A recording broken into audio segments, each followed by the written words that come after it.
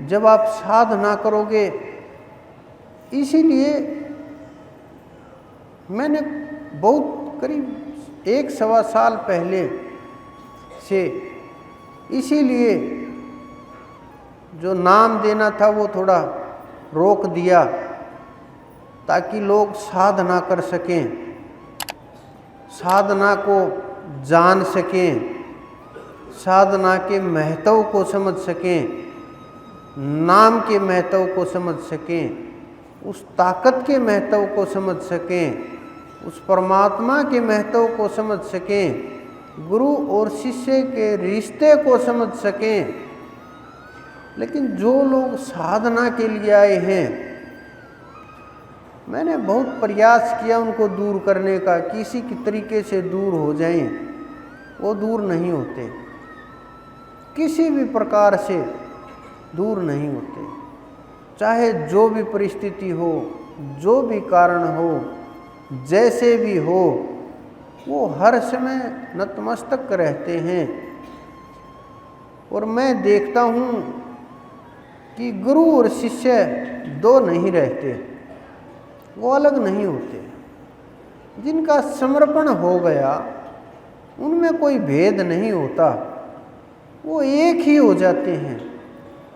जिस प्रकार से हमने साधना की, हमारा समर्पण हुआ, उसकी कृपा हुई और एकाकार हो गया, उसी प्रकार से बहुत लोग ऐसे ही अपने गुरु के साथ एक हो जाते हैं। तो वो गुरु और शिष्य दो नहीं रहते, वो एक ही हो जाते हैं। ये बड़ा गहरी चीज़ें हैं, लेकिन ये आपसे दूर की चीज़ें नहीं हैं। जब आप अनुभव करोगे, जब आप अंदर में उतरोगे, अभी तो बाहर बाहर घूम रहे हैं, जब ये चीज़ें शुरू होंगी, विश्वास बढ़ेगा। क्योंकि गुरु का काम डॉक्टर की तरह से है कि आपको कष्ट हो, दुख हो, परेशानी हो, लेकिन डॉक्टर तो आपके रोग को दूर करता है, आपके कष्ट को काट देता है। चाहे वो दवाई से हो, या फिर ऑपरेशन से हो, या फिर कोई अंग भंग करना पड़े, या किसी भी प्रकार से वो आपके हित को चाहता है। उसी प्रकार से गुरु भी आपके हित को चाहते हैं, आपके लिए हितकारी होते हैं, और आपके भले के लिए वो किसी भी हद तक चले जाते हैं। यही जब आप चीज़ें समझोगे, जब आपके अंदर में ये चीज़ें समझ बढ़ाएंगी, जब इस प्रकार की समझ बढ़ेगी, तो आपकी साधना मजबूत होगी और हर चीज़ के ऊपर पकड़ होगी, और बैठना, आसन लगना शुरू हो जाएगा। और बाहर की जब कष्ट विपत्तियाँ कम होंगी, तो मनुष्य आधा तो अपने आप ही शांत हो जाएगा, आधा इतना शांत हो जाएगा,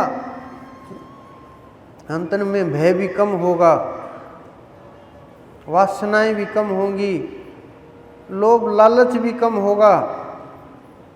क्योंकि उन्हें पता है किसी प्रकार की कोई विपत्ति जो भी आई वो अपने आप कट जाएगी। कोई इतनी बड़ी समस्या नहीं जो दूर ना हो सके, कोई न कोई रास्ता वो परमात्मा निकाल ही देंगे। इस प्रकार का जब भरोसा होगा, अंदर में विश्वास उत्पन्न होगा, दृढ़ संकल्प होगा, तो खोज को कोई नहीं रोक सकता। आसन लग जाएगा, और आसन जब लग जाएगा, समय निकलने लगेगा, तो फिर आप सांस के ऊपर पकड़ बनाइए। सांस के ऊपर पकड़ बनने के बाद फिर आपकी साधना होने से कोई नहीं रोक सकता। जो लोग ये बोलते हैं कि हमारे पैरों में दर्द हो जाता है, कमर में दर्द हो जाता है, कुछ लोग बैठ करके सो जाते हैं। जो लोग जिनको दर्द महसूस होता है वो ऐसे समझो जिस प्रकार से कोई खिलाड़ी खेल रहा है किसी भी ग्राउंड के अंदर, उनको चोट लगने के बाद भी वो खेलता है, दर्द में भी खेलता है, परेशानी में भी खेलता है, बीमारी में भी खेलता है, बीमारी से जूझते हुए भी खेलता है, अपना 100% प्रयास करता है। किस लिए? इस संसार के लिए, अपने देश के लिए, अपने वजूद के लिए और उस स्थान पर बने रहने के लिए कि मैं कहीं इससे नीचे न आ जाऊं। तो आपको तो उससे भी ज़्यादा मेहनत करनी पड़ेगी। क्यों? क्योंकि जो आपको मिल रहा है वो उनसे लाखों करोड़ों गुना जितना है। क्योंकि ये चीज़ें आसानी से नहीं मिलती, ये उस परमात्मा की कृपा से ही मिलती हैं। ये जन्म जन्मांतर के अभ्यास से, जन्म जन्मांतर के प्रयास से, उस अनंत परमात्मा की दया से, इस कारण से ही ये चीज़ें जीव को प्राप्त होती हैं। और अनंत अनंत जन्मों के बाद जब मोक्ष का रास्ता खुले, जब मुक्ति का मार्ग खुले, जब परमात्मा की कृपा हो, तो ही ये रास्ता, ये चीज़ें किसी जीव को प्राप्त होती हैं। तो जब पकड़ होगी, मन रोकना नहीं पड़ेगा। तो इतनी साधना जब आप करोगे एक खिलाड़ी की तरह से, एक जिम्मेवार बन के कि मुझे तो करना है, परिस्थिति चाहे जो भी हो, कारण चाहे जो भी हो, समय चाहे जो भी हो, प्रकृति जैसे रखे, जब हम इतना मजबूत संकल्प करके करेंगे तो ये चीज़ें अपने आप दूर होने लगेंगी, कष्ट अपने आप कम होने लगेंगे, काल और माया समझने लगेंगे कि ये जीव मानने वाला नहीं है, ये तो ऊपर उठेगा, ये तो जाएगा ही, ये नहीं रुकने वाला, ये उस यहाँ का जीव नहीं है। तो फिर जब पकड़ हो जाएगी तो मन के अंदर विचार कि विचार आ जाते हैं, सवाल ही पैदा नहीं होता। या तो आप लोगों ने साधना शुरू नहीं की है, और शुरू अगर आपने साधना 1% भी कर दी, ज़्यादा मैं नहीं बोलता कि आप 100% प्रयास करो, 1% भी साधना कर दी कि 1% साधना कर दी, विचार आसपास भी नहीं आएंगे। समझना पड़ेगा कि मैं कहाँ हूँ, कौन से स्थान के ऊपर हूँ, दिन है या रात है। आंखें खुलेंगी, ऐसे होगा जैसे सदियों से बाहर निकल करके आए हो, होश नहीं रहेगा। ये अनुभव की बातें हैं, आप लोग भी अनुभव कर सकते हो इन चीज़ों को। ये नहीं केवल हम कर सकते, नहीं, जो भी साधना कर रहे हैं, जो भी जीव मेरे सामने बैठे हुए हैं, सब के सब आप अनुभव कर सकते हो, सब के सब प्रयास कर सकते हो। और ये जब आप अनुभव करोगे, मन की कोई औकात नहीं है कि मन किसी प्रकार से, किसी भी कारण से आपको परेशान कर दे। मन कोशिश कर सकता है, मन हाथ पैर मार सकता है, लेकिन मन आपको रोक नहीं सकता। साधना के अंदर इतनी ताकत होती है, इतनी ताकत होती है कि मन को एक तरफ कर दे, लेकिन हम करने का प्रयास नहीं करते, क्योंकि उसमें मेहनत करनी पड़ती है, बैठना पड़ता है। जिस प्रकार से बहुत आलसी लोग ऐसे होते हैं, मैंने देखा कि भोजन किसी ने बना दिया तो भोजन खा लिया, नहीं तो ऐसे ही सो जाते हैं। मैं बहुत लोगों को देखता हूँ। तो उसी प्रकार से आप आलसी हो गए कि मिल गया तो उठ गए तो ठीक है, अगर नहीं उठे तो साधना नहीं हो पाएगी। इतने आलसी हो गए। और ये हो गया अंदर में कि और लोग जहाँ जाएंगे जैसा उनका होगा वैसा ही हमारा हो जाएगा, जो होना है सो हो जाए, लेकिन साधना नहीं होगी। इसमें कोई समय भी निर्धारित नहीं, कोई मौसम भी निर्धारित नहीं, कुछ भी परेशानी नहीं है, किसी भी प्रकार की दिक्कत नहीं है, लेकिन करना बड़ा मुश्किल है, सोचना बड़ा मुश्किल है, और अमल में लाना उससे भी बड़ा मुश्किल है, और जीवन में उतारना उससे भी बड़ा मुश्किल है। लेकिन जब आप करोगे तो समय अंदर में नज़ारे दिखने लगेंगे। लेकिन कुछ लोग चाहते हैं कि हम बैठें और एकदम से टीवी की तरह से स्क्रीन चलने लगे और सब के सब देवता रामायण महाभारत के जितने भी हुए सब के सब आँखों के सामने दिखने लगे, ऐसा ही व्यवहार हो, ऐसा ही सब कुछ हो, तो हम ये साधना माने, नहीं तो ये साधना नहीं है। ये सोच साधना की तरफ लेकर के नहीं जाती, ये कल्पनाओं के जगत की ओर लेकर के जाती है। साधनाओं का जगत अलग है, साधनाओं का सार अलग है, कल्पनाओं का जगत अलग है, विचारों का जाल अलग है और भ्रम का जाल अलग है। और जब तक भ्रम का जाल नहीं टूटेगा हम हर किसी चीज़ को सत्य मानते रहेंगे।